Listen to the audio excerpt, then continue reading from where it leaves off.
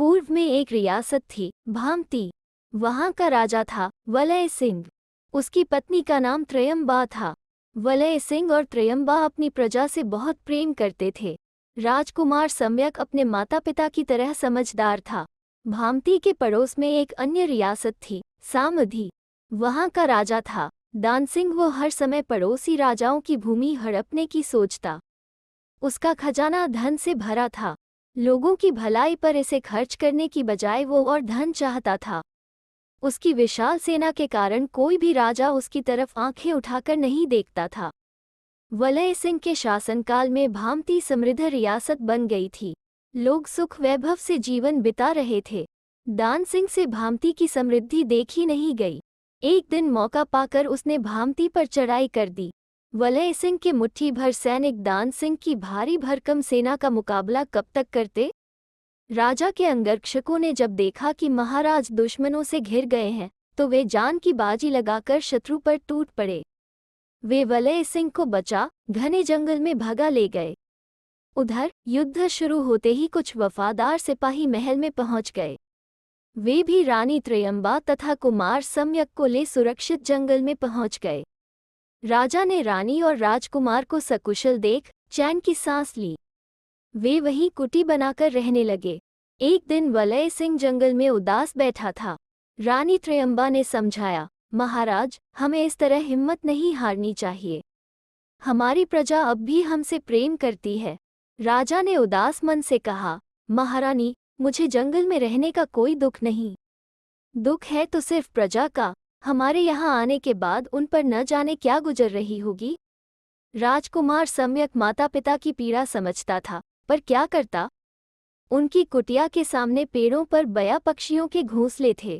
सुंदर सुंदर घोंसले देख सम्यक को अक्सर अपना महल याद आ जाता। उसने निश्चय किया, जैसे भी हो वो अपना राज्य प्राप्त करके रहेगा। जंगल में रहते कई साल बीत गए। उन्हें कंद मूल खाकर गुजारा करना पड़ रहा था। उनके राजसी वस्त्र भी फट गए थे। उधर दान सिंह ने एक के बाद एक कई रियासतें जीत लीं। राजाओं को बंदी बना लिया। दान सिंह की पत्नी सविता ने पति को समझाया, महाराज, हमारी एक ही तो बेटी है। फिर ये सब आप किसके लिए कर रहे हैं? किसी सुयोग्य वर से इसका विवाह हो जाए, मेरी तो यही कामना है। दान सिंह पर तो जैसे दौलत का भूत सवार था। उसने सविता से कहा, महारानी, तुम चिंता न करो। मैं अपनी बेटी कांता का विवाह किसी सुंदर और वीर राजकुमार से करूंगा। फिर सारा राज्य उसे ही सौंप दूंगा। वो चक्रवर्ती राजा बनेगा। कुछ दिन बाद दान सिंह ने कांता के स्वयंवर की घोषणा कर दी। सभी राजाओं को संदेश भिजवा दिए गए। दूर दूर तक राजकुमारी की सुंदरता की चर्चा थी। दान सिंह की इकलौती बेटी होने के कारण सारा राज्य उसे ही मिलना था, इसलिए हर कोई उससे विवाह की इच्छा संजोए था। स्वयंवर की कुछ शर्तें थीं। इनमें राजकुमारी के प्रश्नों के उत्तर देना भी शामिल था। कांता ने अपने पिता को सोने चांदी के लिए लड़ते देखा था। इसी कारण उसे सोने, चांदी व राजसी वस्त्रों से नफरत सी हो गई थी।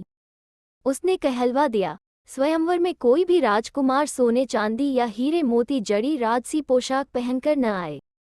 कांता की शर्त सुनकर सब हैरान थे। राजा होकर भी राजसी वस्त्र न पहने, भला ये कैसे हो सकता है? पर क्या करते, स्वयंवर में आना था तो राजकुमारी की शर्त भी माननी थी। वलय सिंह के एक गुप्तचर ने स्वयंवर की बात राजकुमार सम्यक को बता दी। कुमार सम्यक ने भी स्वयंवर में जाने का मन बना लिया। वलय सिंह और त्रयंबा ने उसे रोका। उन्हें भय था कि दान सिंह राजकुमार सम्यक को शत्रु का बेटा समझ कैद कर सकता है। सम्यक ने उन्हें विश्वास दिलाया तो वे मान गए और जाने की अनुमति दे दी। स्वयंवर का दिन आया। बहुत से राजा, महाराजा और राजकुमार दान सिंह के महल में पहुंच गए। सभी ने सादे कपड़े पहन रखे थे। थोड़ी देर में राजकुमार सम्यक भी वहां पहुंच गया। अन्य राजाओं ने सम्यक को देखा तो वे उसका मजाक उड़ाने लगे, लेकिन सम्यक चुपचाप एक तरफ बैठ गया। थोड़ी देर बाद राजकुमारी सभा में आई। उसने सबका अभिवादन किया और एक नज़र सब मेहमानों पर डाली। अचानक उसकी नज़र सम्यक पर ठहर गई। उसकी सादी पोशाक ने राजकुमारी का मन मोह लिया। तभी एक सेविका एक थाली लेकर आई। उसमें पानी भरा था। पानी में एक छोटी नाव तैर रही थी। राजकुमारी ने कहा, हमारे व्यापारी नौकाओं में सामान भरकर विदेशों में व्यापार के लिए जाते हैं। इस नौक में क्या रखें कि व्यापारियों को लाभ हो? सभी राजा सोच में पड़ गए। एक ने कहा, इसमें वस्त्र रखे जाने चाहिए। पड़ोसी देशों में कपड़े की कमी है, कपड़ा बेचकर व्यापारी लाभ कमा सकते हैं। दूसरा बोला, इसमें हीरे जवाहरात भर दो, इनसे व्यापार में सबसे अधिक लाभ होता है। तीसरे ने कहा, अन्न एवं मसाले बेचना ठीक होगा। इस प्रकार हर कोई अपने अपने दिमाग से जवाब देता रहा। राजकुमारी चुपचाप सुनती रही। अंत में सम्यक की बारी आई। उसने गंभीर होकर कहा, नौक में चप्पू नहीं है। बिना चप्पू के नाव वैसे ही होती हैं जैसे बिना राजा के राज्य। चप्पू रहित नौक में जो भी रखोगे वो सब डूब जाएगा। व्यापारियों को लाभ तभी होगा जब नाव में मांझी के पास चप्पू होगा। सम्यक की बात सुन सब दंग रह गए। ये तो किसी ने सोचा ही नहीं था। राजकुमारी ने मुस्कुराकर सम्यक की तरफ देखा। तभी दूसरी सेविका एक डिबिया लेकर आई। उसमें एक सुई रखी थी। राजकुमारी ने कहा, इसकी शादी करनी है, दूल्हा तो बताओ। ये प्रश्न तो और भी जटिल था। सबकी गर्दनें झुक गईं। सम्यक बोला, पति पत्नी एक दूसरे के पूरक होते हैं, एक के बिना दूसरा अधूरा रह जाता है। मेरी दृष्टि में इस सुई का विवाह धागे के साथ कर देना चाहिए। बिना धागे के सुई की उपयोगिता नहीं। यह उत्तर सुन कांता खुशी से झूम उठी। उसने तुरंत वरमाला सम्यक के गले में डाल दी। सभागार तालियों से गूंज उठा। दान सिंह को पता लगा कि उसकी बेटी ने वलय सिंह के पुत्र सम्यक को पति रूप में चुना है। ये जानकर उसे बहुत क्रोध आया। रानी सविता ने कहा, नाथ, अब ये दुश्मन का पुत्र नहीं अपितु हमारा दामाद हो गया है। रानी की बात दान सिंह के गले उतर गई। उसने अपना पूरा राज्य सम्यक को सौंप दिया। ये खबर जंगल में महाराज वलय सिंह को मिली। वो भी रानी त्रयंबा के साथ वहां पहुंच गए। दान सिंह और वलय सिंह अपना वैर भुलाकर गले मिले। एक राजा था। एक बार उसने अपने मंत्री से कहा कि मुझे एक योग्य व्यक्ति की जरूरत है। अगर तुम्हें कोई सही लगे तो उसे लेकर आना। मंत्री ने खोज शुरू की। बहुत खोजबीन के बाद एक युवक मंत्री को जंचा। उसका नाम सुमंत्र था। वो युवक एक अच्छी नौकरी कर रहा था। मंत्री ने उसे राजा के यहाँ उससे भी अच्छे काम का आश्वासन देकर नौकरी छुड़ा दी। वो सुमंत्र को लेकर राजा के पास पहुंचा। मंत्री ने राजा से कहा, महाराज, आपके कथनानुसार मैं एक युवक खोज कर लाया हूँ। यह आपके कार्य के लिए पुनर्तः योग्य है। लेकिन राजा भूल चुका था कि उसे किस कार्य के लिए एक व्यक्ति की आवश्यकता थी। उसने मंत्री से कहा, तब मुझे किसी कार्य के लिए एक व्यक्ति की आवश्यकता रही होगी, लेकिन अब मुझे वो बात याद नहीं। तब मंत्री बोला, महाराज, मैं इस युवक की नौकरी छुड़ा कर लाया हूँ। अब ये क्या करेगा? इस पर राजा ने कहा, ठीक है, मैं इसे अपने कार्यालय में नौकरी दे देता हूँ। वैसे भी काफी समय से कार्यालय में कोई मुलाजिम नहीं है। मंत्री ने संतुष्टि से हामी भरी और सुमंत्र को लेकर कार्यालय पहुंचा। कार्यालय की हालत देखकर मंत्री दंग गया। वो पूरी तरह से कबाड़घर बना हुआ था। उसकी हालत देखकर कहीं से नहीं लगता था कि यह शाही कार्यालय है। मंत्री को बड़ी निराशा हुई। उसने सुमंत्र से क्षमा मांगी, लेकिन सुमंत्र को दुख नहीं हुआ। उसने मंत्री से कहा, आप मेरे लिए दुखी मत हो, मुझे ये काम पसंद है। इस काम के माध्यम से मैं अपने राजा की सेवा कर सकता हूँ।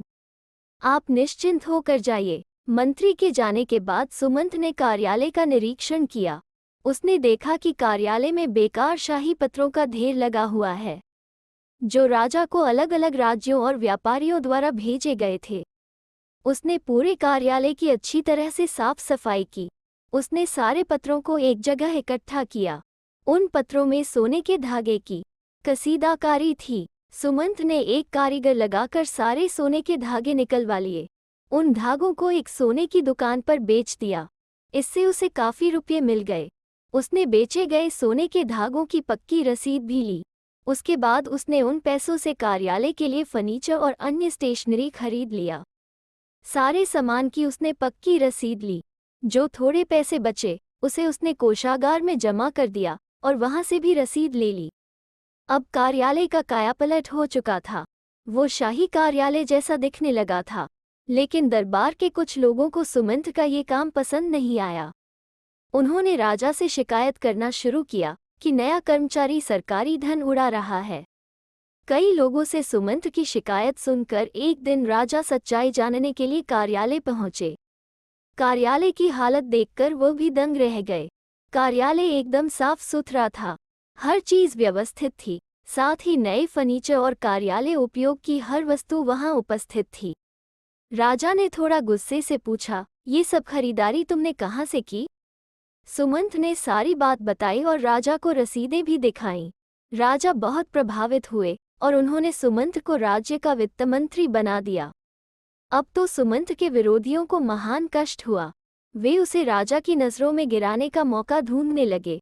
उन्होंने राजा से उसकी बुराई करने का सिलसिला और तेज कर दिया। उन्होंने कहा कि जब से सुमंत वित्त मंत्री बना है वो कोई काम नहीं करता, बस रास रंग में डूब गया है। लगातार सुनते सुनते एक दिन राजा ने परीक्षा लेने का निर्णय लिया। रात के 2 बजे उन्होंने सेनापति को बुलाया और कहा, अभी इसी वक्त जाइए और राज्य के सारे मंत्रियों को यहाँ ले आइए। इस बात का ध्यान रखना कि जो जिस हालत में हो उसे उसी हालत में उठाकर लाना है। यदि कोई बिस्तर पर सो रहा हो तो उसे बिस्तर सहित उठाकर लाना है। यदि कोई चौपड़ खेल रहा हो तो उसे उसी हालत में ले आना है।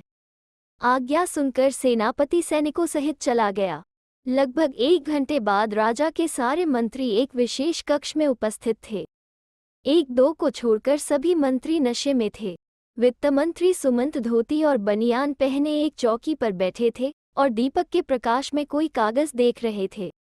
राजा ने उनसे पूछा, इतनी रात में आप कौन सा हिसाब किताब देख रहे हैं मंत्री? वित्त मंत्री ने हाथ जोड़कर उत्तर दिया, महाराज, राज्य के सुदूर क्षेत्र से इस बार के कर संग्रह के हिसाब में 1 पैसा कम है, उसी को देख रहा हूँ।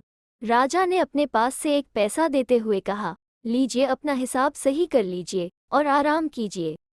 सुमंत ने मुस्कुराते हुए विनम्रतापूर्वक उत्तर दिया, महाराज, पैसा तो मैं भी मिला सकता हूँ, लेकिन ये देखना आवश्यक है कि कहीं ये किसी लापरवाही का नतीजा तो नहीं है, अन्यथा इससे अफसरों में कार्य के प्रति लापरवाही की भावना पैदा होगी। राजा सुमंत की कर्तव्यनिष्ठा से बहुत प्रसन्न हुए। उन्होंने सुमंत को राज्य का प्रधानमंत्री बना दिया। एक सुबह राजमहल के द्वार पर राजा के नाम एक पत्र पड़ा हुआ पाया गया। पत्र एक चोर का था, जिसमें सूचना दी गई थी कि वो उसी रात राजमहल में चोरी करने आएगा। पत्र में संकेत था कि वो राजा की कोई उचित ही चोरी करेगा और चोरी करने से पूर्व यदि वो पकड़ लिया जाए या उसकी चोरी अनुचित सिद्ध हो तो वह न्यायोचित राजदंड का स्वयं प्रार्थी होगा। उस रात राजा ने अपने महलों में पहरे चौकसी की विशेष व्यवस्था करा दी। 3 पहर रात बीते महलों के एक भाग में शोर मचा। वहां के प्रहरियों ने एक चोर को पकड़ लिया था। चोर के हाथ रीते थे, स्पष्टतया वो चोरी करने से पहले ही पकड़ लिया गया था। राजपुरुषों ने उसे रात भर महल के बंदीगृह में रखा और अगली सुबह राजा के सामने न्याय के लिए प्रस्तुत किया। तुमने मेरे महल में चोरी करने का दुस्साहस किया है। यद्यपि तुम किसी वस्तु को चुराने में सफल नहीं हुए, फिर भी तुम्हारा ये प्रयत्न एक अनीति और अपराध है। अपने बचाव के पक्ष में तुम कुछ कहना चाहते हो या न्याय दंड के लिए प्रस्तुत हो? राजा ने कहा, दुस्साहस नहीं राजन, मैंने यह एक साहस का ही कार्य किया है। मेरा ये कार्य अपराध की नहीं, न्याय की सीमा में आता है और अपने प्रयत्न में मैं विफल नहीं, सफल ही हुआ हूँ। मेरे पांव इसकी साक्षी दे सकते हैं। चोर ने कहा। राजा ने ध्यानपूर्वक उसे देखा। वो तरुण और सुंदर था। उसके मुख पर सौम्य एवं शालीनता का तेज था। उसके पांवों में एक जोड़ी बहुमूल्य सोने सितारों की मखमली जूती थी। यह निश्चित होते देर न लगी कि राजा की ही वो जूती उसने अपने पांवों में चुरा ली थी। अपनी घोषणा के अनुसार चोरी करने से पहले तुम पकड़े नहीं जा सके। तुम्हारे इस कौशल का मैं प्रशंसक हूँ, किंतु इस चोरी को तुम न्याय कैसे कह सकते हो? राजा के स्वर में अब प्रसन्नता और प्रशंसा का पुट था।